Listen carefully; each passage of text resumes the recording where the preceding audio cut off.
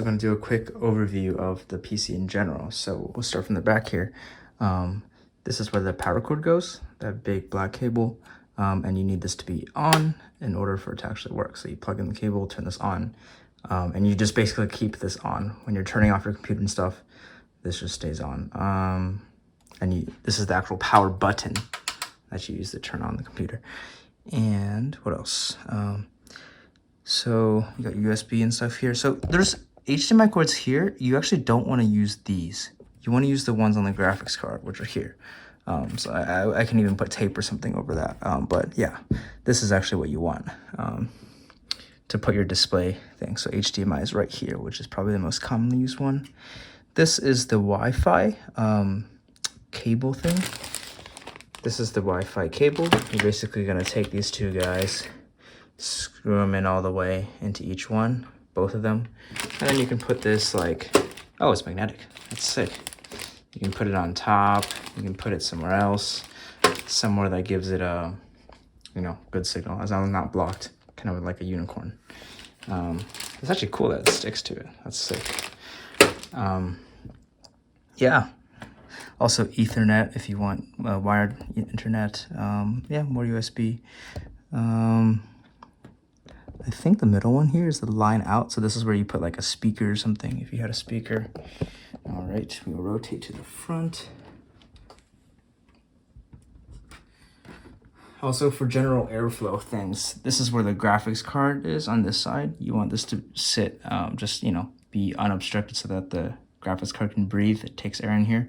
And this is where the CPU takes air from in the front. This one you can actually both of them you can see once it gets turned on. And then some air will be exhausted from here and from here. So just make sure all that's unobstructed. Oh yeah, the front, yeah, pretty self-explanatory. Two USBs, and then I think it's a headphone and then a microphone if you want to use it from the front too. Yeah, that's about it actually. Yeah, can't think of anything else. Enjoy. Hi Sage, I'm going to quickly explain how to install what's called a 2.5-inch SSD. It's just a certain size of hard drive that you can put in here if you want to increase the storage. So to get into the case, it's actually a bit harder than it should be, but I usually like to put so first you're going to have to undo 1, 2, 3. 3 screws there. Those are keeping it in place. And in general, it's a slide this, slide the top back and then pull up. It's actually it takes a lot of force to go back, so I usually put my hand here and I kind of like turn it like this against itself. Ugh. Yeah, and it comes out like that. And kind of get my nails or something under here. Sometimes I have to even push it back forward because it's not supposed to go back that far. Maybe back like that far. And then it comes out pretty easy. Yep, so there's this part. And then I'll have this pink plate here. This will be held in by 1, 2, 3, 4 screws. So you take those out. And then let's put you right here. And then this is where the drive goes, notice. This will be empty though. And this is where you, so just slide this out, pull up, you see it's a bit of that action. So this is an example drive. This is actually a really old one, but the solid state drive that you'd get would look almost exactly like this. So basically you put it in and orient the plugs on this open side, and then it takes 1, 2, 3, 4 of these screws. These are different screws actually, I'll label them. But yeah, you put 1, 2, 3, 4 and that keeps it in.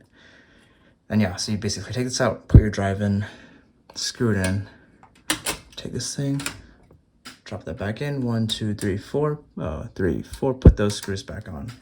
And then I'll have these two cables kind of on the side. All you gotta do, this should be oriented approximately correctly already. So this plug has a silver piece. You want that going down. You basically first plug that in here. Should kind of click. And then this is the power cord. So this is the data and this is power. So power, also just plug that in. And it's with the wires coming up.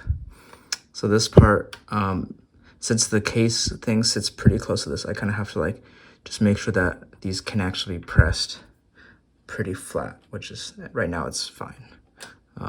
Yeah, so make sure it's like relatively flat on top, and then we're good. That's about it.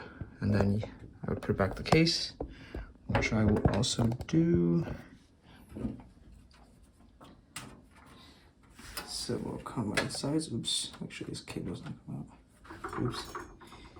So I kind of have to bend it to go over everything. Okay. Yeah, so the bottom kind of slots into this. And that should be flush-ish here. And then I push it forward. And sometimes it doesn't sit all the way, but you can give it another bit of a tap. And then we put back in those screws on the back, which should also help it push back flush. So 1, 2, 3 screws. And that should close it up nicely. Oh, and last thing, to unplug this cable, this is actually locked in, so I actually have to use my finger and press the silver tab thingy down and then pull on it. Otherwise it won't come out. It has that little locking tab like that. This one comes out with just with some force. I don't know if I can do it with one hand. Yeah, I can. Yeah, I guess if you want to swap drives or stuff. And then again, 4 screws, slide, it comes right out. I'm gonna take out this drive because this is just an old one. Yep.